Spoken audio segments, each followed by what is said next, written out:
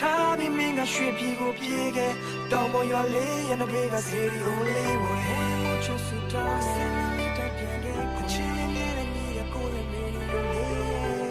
ပျော်ရွှင်စရာဖြစ်ပြများကနေကြီးလိုနှွေးစေကိုချင်လာဖို့ဆုံးဖြတ်တော့မှတမီစီတို့ဝေးခဲ့ပြန်လဲပါတော့ကိုယ်မိုးလေးရွာတော့မင်းကိုသိချင်ရတဲ့ရေဒီယိုလေး yeah